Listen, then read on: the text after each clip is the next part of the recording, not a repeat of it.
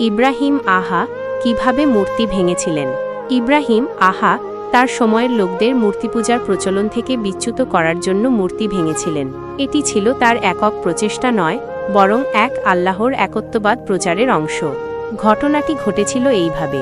উৎসবের দিন ইব্রাহিম আহা এর সম্প্রদায় বছরে একবার একটি বড় উৎসব পালন করত। এই উৎসবে তারা তাদের মূর্তিগুলোকে পূজা করত। ইব্রাহিম আহা এর পরিকল্পনা। ইব্রাহিম আহা এই সুযোগকে কাজে লাগিয়ে মূর্তি পূজার অর্থহীনতা প্রমাণ করার সিদ্ধান্ত নেন। মন্দিরে প্রবেশ।